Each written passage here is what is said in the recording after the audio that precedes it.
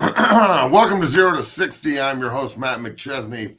It is a beautiful Tuesday morning here in the great state of Colorado. I'm down here at the lab at 60 Football Academy, and we are rolling. So we want to get some business done here and support those who support us before we get started here on the show today.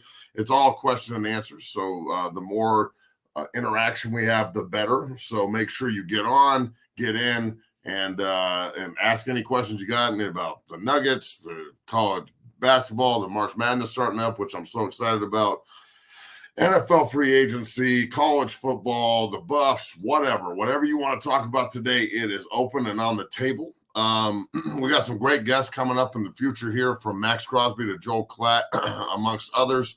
We'll be booking those as we go down the road, so I'm excited to have those guys on the show as we progress here.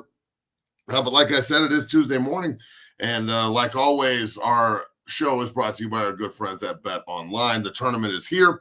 Bet Online is your bracket headquarters for this season, with the best bracket contest out there, the odds, lines, and info on every game and every round, right up to the national championship. Bet Online has the very best. You can access the most up-to-the-minute wagering information anytime from your desktop or your mobile device, and even track your bracket real-time all the way through the NCAA tournament. Head to Bet Online today, and get in on the action. Remember to use their promo code BLEAV, that's BLEAV, for up to 50% welcome bonus on your first deposit. Bet Online, the game starts here. They are a great sponsor for us, and we are so thankful for all that they do. So, like the stream, like and subscribe. Anybody that's out there watching this morning, any questions you may have, we'll dive into them. So please interact. It's a Q&A day here on 0 to 60, so I'll be answering any questions that you may have out there. Big thanks to Bree Maces for all she does behind the scenes, producing this wild and crazy ride we call 0 to 60. Like I said, in the future, we're going to have Joel Klatt on. We're going to have Max Crosby on.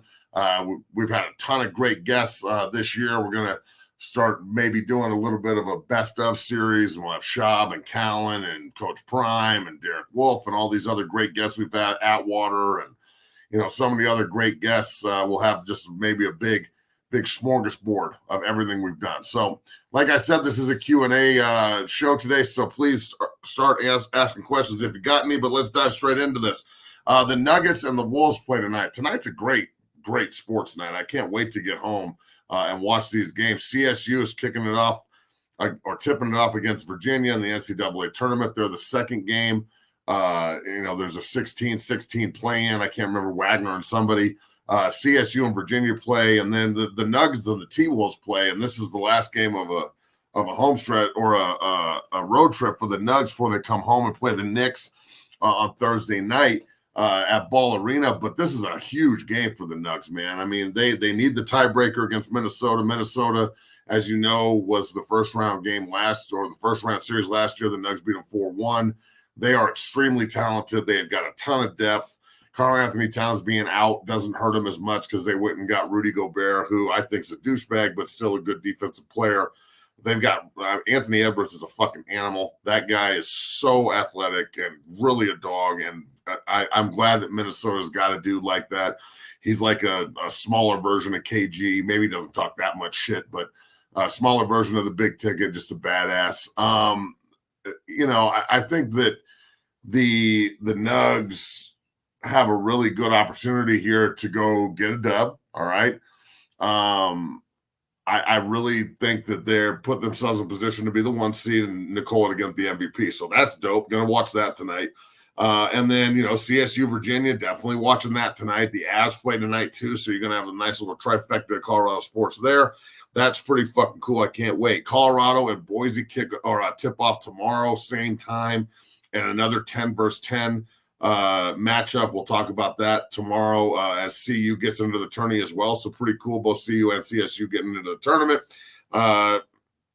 So we'll see how that goes. My bracket is probably already busted and I haven't even filled it out yet, but we'll see. Remember, everything's brought to you by our good friends at Bet Online, and make sure that you do all your wagers through them. Right off the bat here, Anthony Edwards dunk of the year last night. Yeah, it was incredible. On top of like the defensive plays he had last week where he's hitting his head on the backboard. Dude is a fucking super freak. I absolutely love watching him play. Right off the bat here. Okay, good question from Blake. Matt, in your opinion, how does the Pittsburgh situation play out at quarterback? Now, this is something we were going to talk about anyway, so let's just dive straight into it. Great question. Thank you for getting involved. Remember, you can hit us with subs too. So if you want to contribute to the show, you want to contribute to 0 to 60, you like what you see, you can throw us a little bit of that spare change. And we'll see if we can get a good product for you out there. Kids need shoes. Look, the Pittsburgh quarterback situation is kind of what I wish Denver would have done. I mean, if Justin Fields is only, a 6th round draft pick for that guy, and it's conditional too, and Russ, I understand that he's getting paid by us anyway. He's on a $1.2 million contract with Pittsburgh, but the shit show that could potentially happen in Pittsburgh, it could have happened in Denver. I'm glad that Russ is gone because it's such a distraction, and he's just, man, he's just so corny and so fucking positive all the time, and it got played out really fast. It'll get played out in the Steel City too. They have zero patience for bullshit there as well. They already got rid of the golden boy and Kenny Pickett, who played at Pitt. He's gone. They shipped him and his little tiny hands to Philadelphia to back up Jalen Hurts. They go get Justin Fields and Russell Wilson. Personally, I think Russ will probably start, but I wouldn't be surprised if you see both of them throughout the entire season and maybe playing, in a rotation almost, because, and maybe at the same time as well, because Tomlin is pretty creative. I think that they have a lot of potential there with both guys, but I'm not saying either of them are good, but I'm not saying either of them are washed either. I think Russ is closer to being out than Fields. I can't believe Fields is a 6th round draft pick. Like, the Broncos couldn't give that up to see if the guy could come in and compete with Stidham. I love how everybody in Broncos country is like, I don't want Justin Fields. He sucks, but you're good with riding with Jared fucking Stidham next year and a rookie. That, to me, sounds a little ridiculous. I think Fields, although he's not the best player I've seen at that position, obviously, he's definitely worth a 6th round pick in a 1-year, trial run. So I think that Pittsburgh's defense is outstanding. TJ Watt might be the best defensive player in the football every year, with the exception of now, with Aaron Donald retiring, he definitely is up there. And tip of the cap to 99, but that is just a bad man. We broke that live last week when he retired, and it was one of those like, holy shit, Aaron Donald's retiring. So look, man, I think that Pittsburgh has a lot of potential. They've got good skill players around him, but again, can Russ play within the system, and can Fields read a defense and deliver the football on time, or could you have a little bit of like a slash throwback there in Pittsburgh with a guy like Justin Fields? So we'll see what happens with all of that. Super chats are live, like Bree's saying, so make sure you guys get in there and throw some love if you feel like it. We appreciate it. Another question. Do unis have any pull with free agents finding new teams? Like, do they care about the uniforms? Is that what you're asking? I don't think NFL players give a shit what the uniforms they wear. They care about green. Like, no one really. I as a fan, I want the Broncos to go back to the old D uniforms and the really classy. I wish the Eagles were in Kelly green all the time. I am old school in that regard. I like that, but I don't think NFL players really give a shit what they're dressed in. They're gonna go wear what they have to wear to get paid that week, and that's that. But it does help to look good if you want to play good. That's the defensive lineman in me. I'm not a Borno lineman. So Borno linemen are usually sloppy, bitch tits, fat, look like chewed bubble gum. That ain't me. So I want to look good to play good. That would be nice, but it's not the most important thing.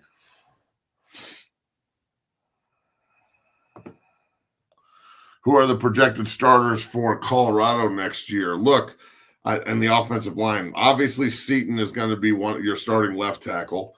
And then the dudes they picked up in the transfer portal. Zelinkus is going to compete at center.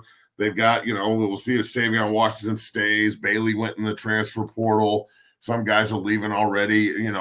Spring ball just kicked off. They're going to, roll for a month here and try and hash this out. They went and got some good players in the transfer portal up front. We'll see how they fit with the system that they're running under Coach Lodeholt, who we'll also have on the show here shortly.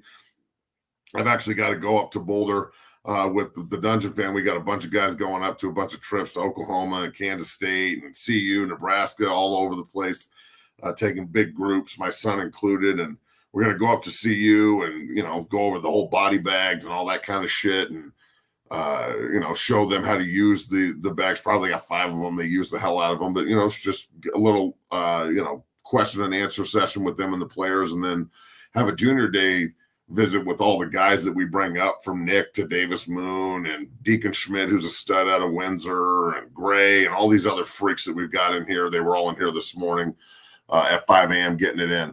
So we'll be taking all those guys up to see who they do start on the O-line for next year's group. So we'll see. Good question, though. We appreciate it.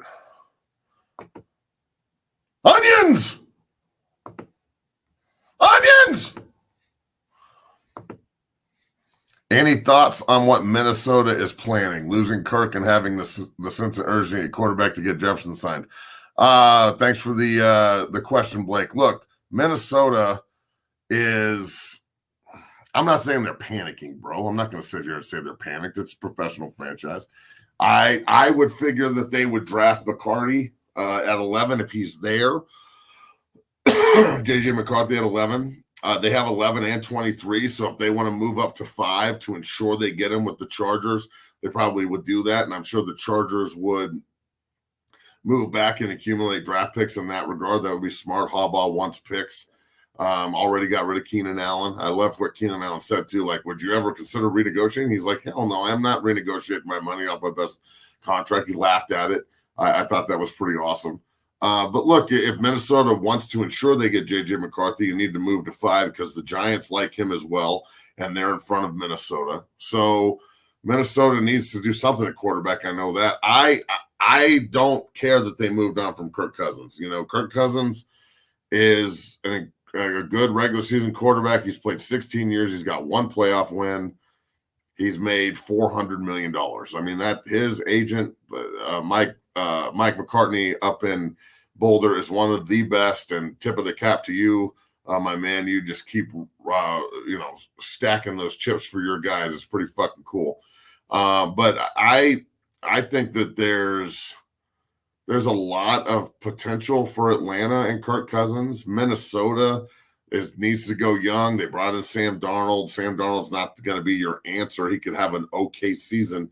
But Minnesota and Kevin O'Connell are probably in more of a rebuild this year. If I'm Jefferson, I'm not re-signing there. I'm doing everything humanly fucking possible to get to Cincinnati. I understand that that's a lot. You can't pay Burrow and Chase and Jefferson, but you can. They already got rid of Mixon. T. Higgins is on the trading block. If anything, maybe I'm trying to trade T. Higgins in the first rounder and get Jefferson with Burrow and Chase for 1 year in Cincinnati. I think that would be scary. I think the rest of the AFC and the rest of the NFL would shit their pantaloons if Jefferson, Chase, and Burrow were all on the same team. So that's what I would be doing if I was Minnesota. I don't think Jefferson will end up re-signing there, so you might as well get something for him if you're going to be in that situation. Excuse me. So we're rolling here on 0 to 60. We appreciate all of the interaction and the questions. Thanks to everybody that's in the comment section here. We appreciate you.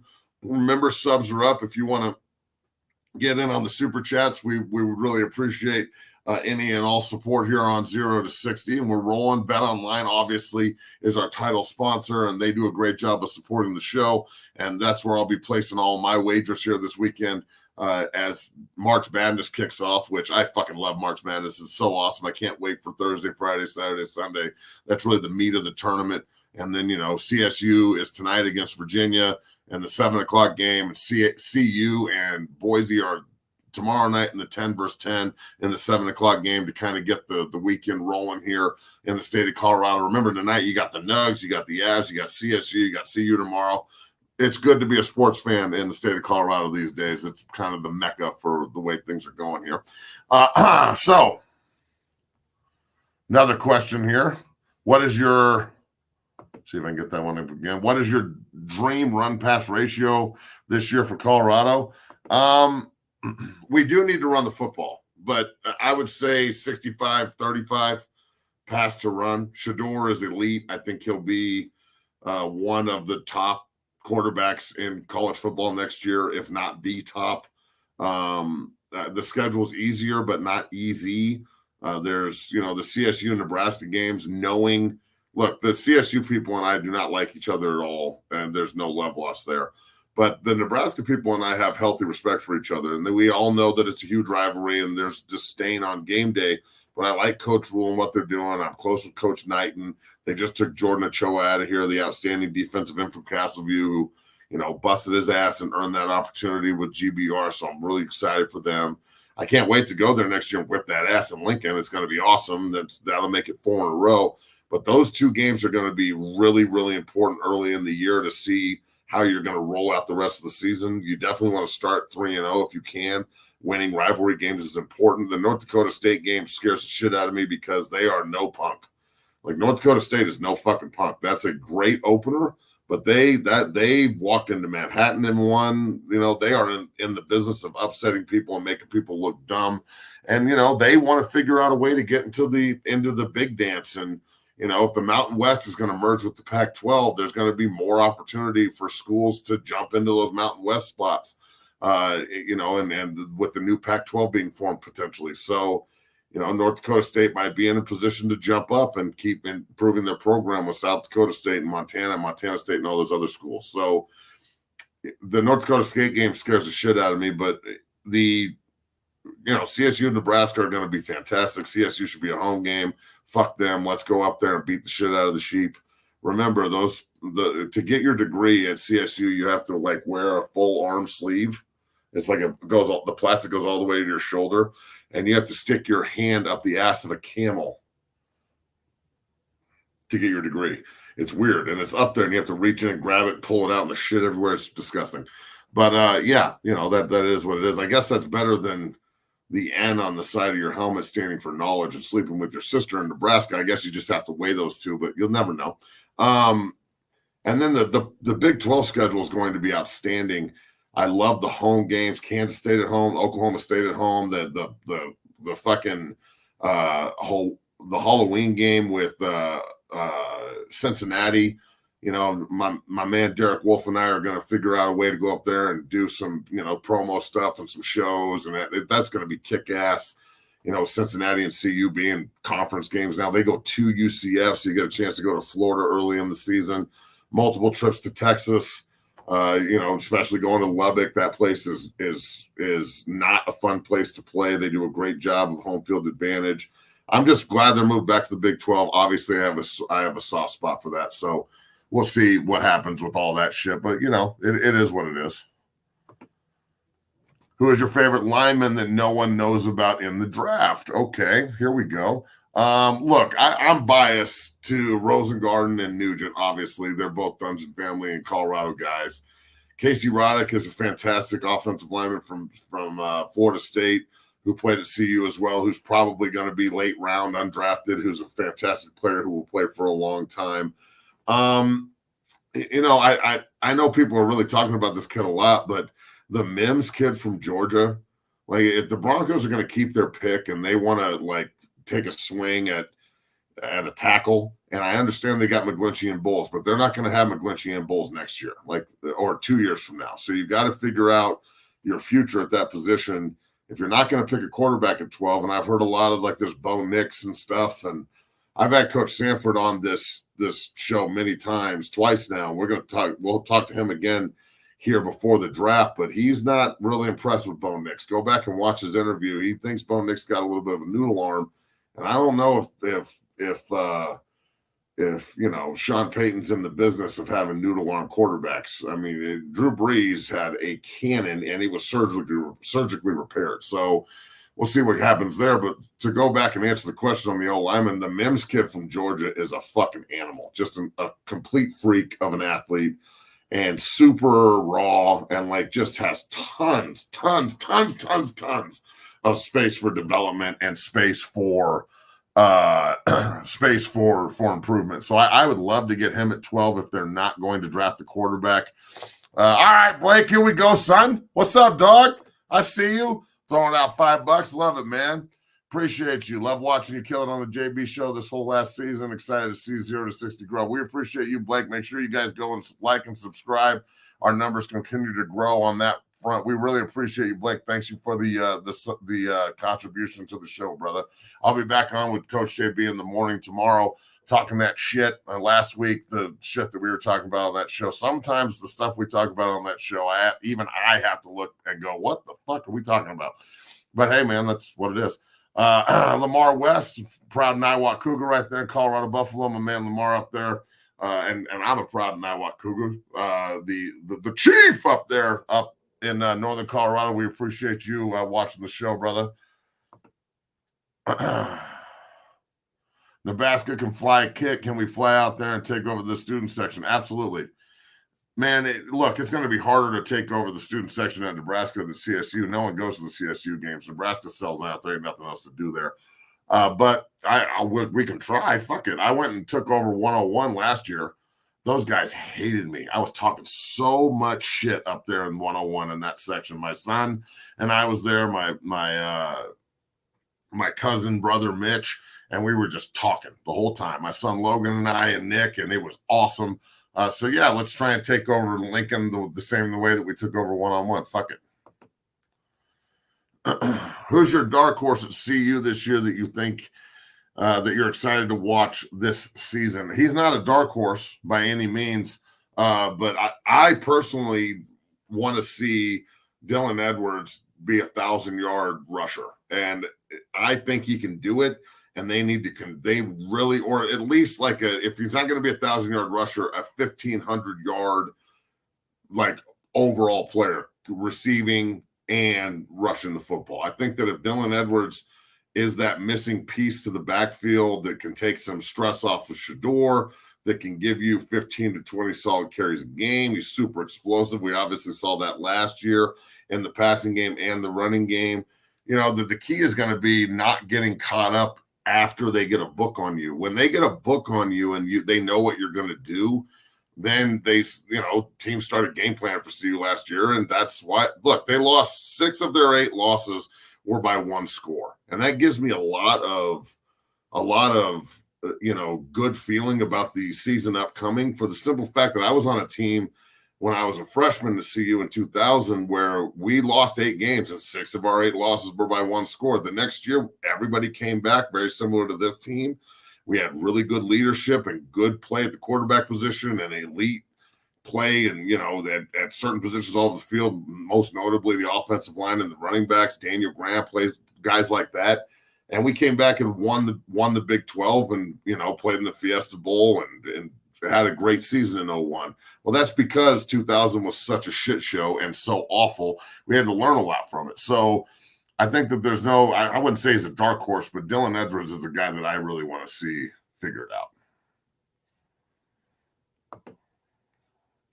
Seaton says he weighs 320 and has gained over 10 pounds of muscle since he got to campus. Yeah, I don't doubt it. When I was up there doing the interview with Coach Prime, and go check that out if you haven't seen it. I mean, it is awesome. He did such a great job as always. He's a fucking goat, that guy. But it's just he really lets his guard down, talking about the Mount Rushmore, like hip hop, and he goes Snoop, Lil Wayne, and then Keith Sweat and Luther Vandross. And I was like, what the fuck? The last 2 was so funny. So go check all that out. But, I was talking to Lodeholt before the interview with Coach Prime, and then I was talking to Coach Prime afterwards because I didn't want to talk about, Seaton's going to be a freshman. I didn't want to put that much light on him immediately. And they just rave about this kid. He's going to be a first-round draft pick. And the key is just, making sure he stays healthy, knock on wood, and he's a worker. And, he's no punk. That's for damn sure. So, Seton played at IMG where Brett Coolidge plays, and they're recruiting the hell out of Breck. Breck went to Valor, one of my guys in here, in 8th grade.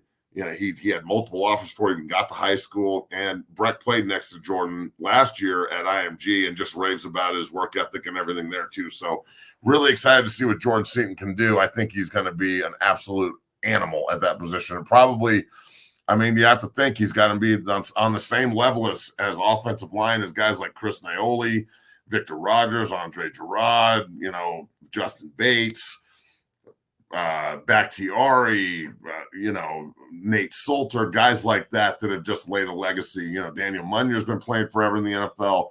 Those guys, Colorado does offensive linemen when they're serious. And I'm telling you, they've got a damn good one in Jordan Seton. So, we'll see what happens there.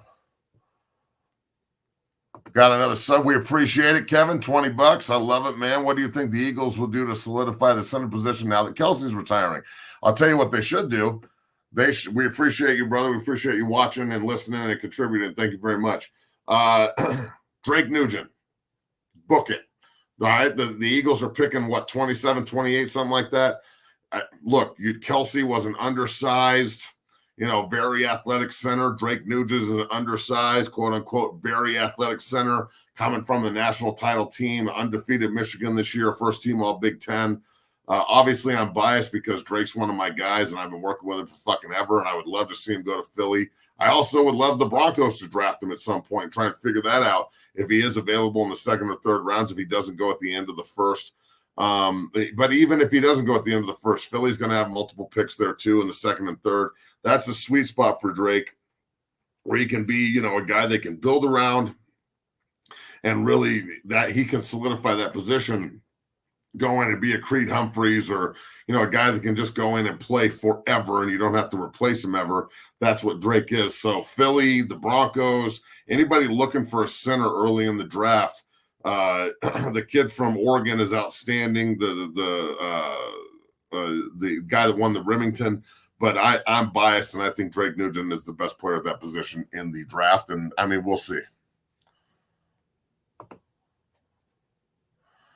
What up, Matt? Chicago backhand. You got to spin on it though, and then backhand it. That's the only way it really works. Disgusting. What part of the North Dakota State game concerned you so much that I'm not saying they're going to have trouble. Obviously, I think we're better than North Dakota State's personnel. I know college football, man, and North Dakota State is an extremely prideful program who has a ton of guys that are NFL players who got under-evaluated and under-recruited and so on and so forth. They put out a ton of pros recently. And they're going to come in here trying to shock the world. And I think that we're really mature, and I think we have great leadership. And I know that Coach Prime's not going to let anybody sit around and look at the schedule and sit there and overlook North Dakota State, the home opener, and your only non-conference home game, and then have us looking forward to see CSU and Nebraska. I don't see that happening, but it is. It's a concerning opener. I wish they were playing like the Sisters of the Poor, kinda, but at the same time, North Dakota State's not a Power 5 program, so they're a 1AA program, and Colorado should mop them at home.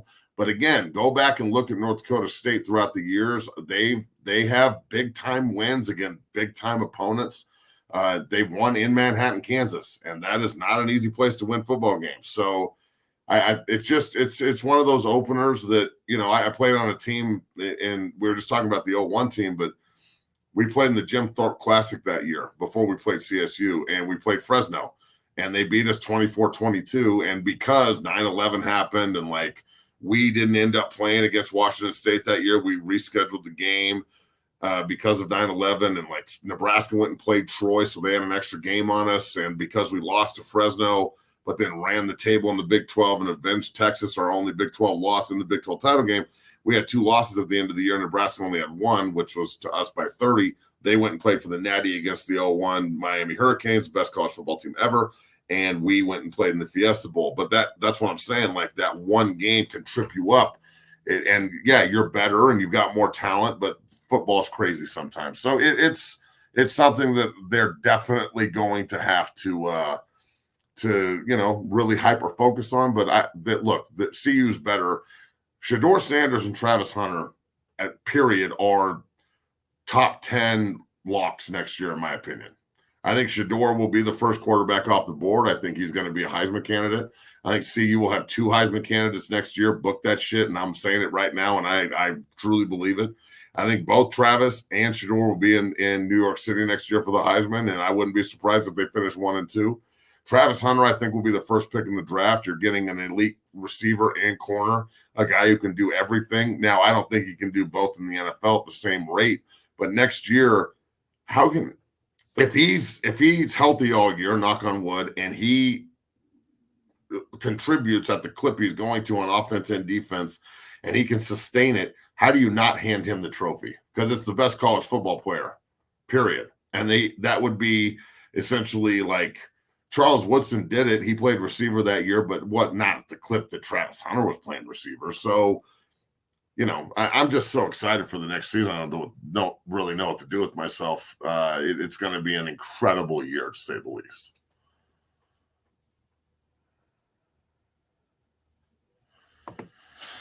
How would I rank the quarterbacks coming out of this class? We got about 5 more minutes here, and I'll wrap it up. The quarterbacks coming out of this class, top 5.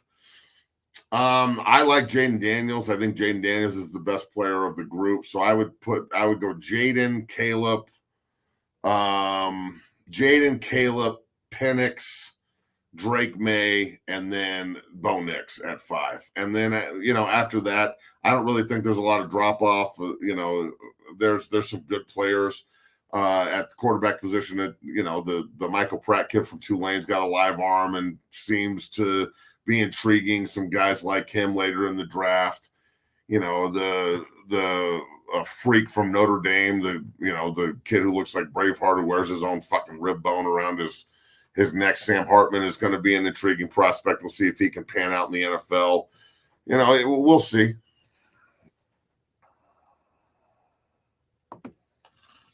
Do you think Travis and Shedeur's Heisman votes cancel themselves out, so neither of them end up winning it? Maybe. I mean, I don't think that. I think that the voters will want to vote for both of them. I think the voters will want Coach Prime there in New York. I think they'll want especially when I think they have the potential to be a 9-10 win team next year. Now, they're not going to go undefeated. They don't need to. Like, the next year's a 12-team playoff, and then 2 years after that, they're going to 14. So next year is about, to figure out, go 10-2, get into the playoffs, play for the Big 12 title, beat Oklahoma State at home, beat Kansas State at home, go on the road and beat UCF. It's going to be, they've got a hard schedule, but it was not anything like it was last year. So I don't think that they'll take away from each other. I think that if anything, it's going to the monster is going to be which one of them, like the internal competition between Shedeur and Travis might be insane too. Like, you've got the Heisman front runner and the Heisman chaser. The guy who's chasing the front runner is throwing the ball to the front runner, and the front runner gets to play on defense. So, like, how is Shedeur? That's a crazy dynamic right there. Just think about that. You've got Shedeur Sanders potentially feeding the rock to Travis Hunter, and Travis Hunter's the front runner for the Heisman, and Shedeur's chasing a guy that he's feeding. That would be fucking crazy. Crazy.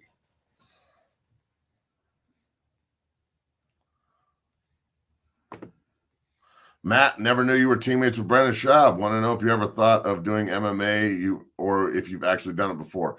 Yeah, Schaub's one of my best friends. We played together at CU for years.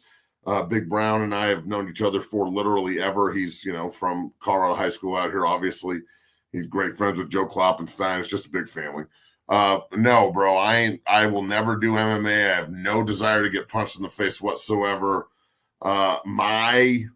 My brother, Zach McChesney, is an MMA trainer and fight. He used to fight, and he's the only person on earth, well, other than trained fighters, that I don't really want to fuck with, that I'm actually scared of, because he's a psycho McChesney on top of knowing how to fight.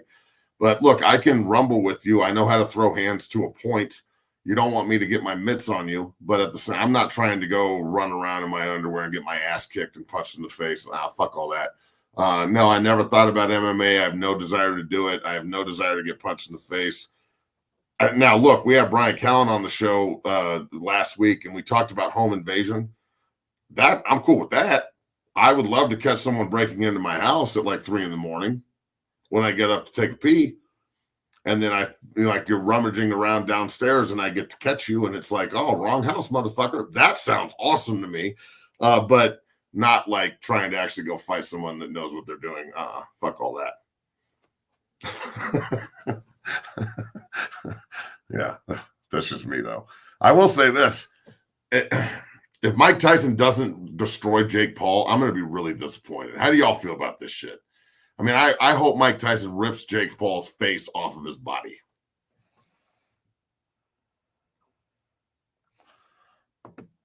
Rummaging around all the time, not at 3 a.m.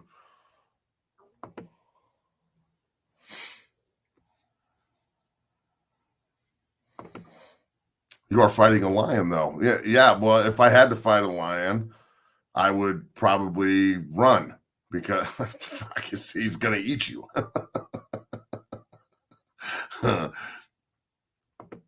Hey, man, he better be. I mean, if he doesn't, bro, if he doesn't, right? Like, what does that say? It's got to be rigged. That's fucking Mike Tyson, dog. You're like Jake Paul's a good fighter, I guess, but he's a gimmick YouTube fighter. That's fucking Mike Tyson. I don't care if he's 85 years old. He should destroy this fucking white boy. He should murder him. God, please help me. This can't just be the great white hype in actuality. Go watch that movie and tell me that's not what this is. I hope Mike walks out and beats the fuck out of him. Just like when Damon Wayans looks at Peter Berg in the movie and goes, "You trying to fucking embarrass me?" and just taps him up twice and drops it. The movie's over. Not to ruin it.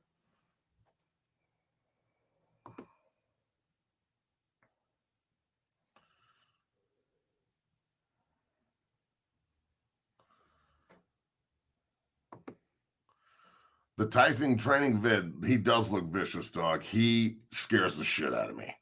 And yeah, the undercard, Matt's going to fight a lion. I mean, Matt's going to get eaten by a fucking lion maybe, but I'm not going to fight it. I'll get eaten. He will fuck me up bad, dog.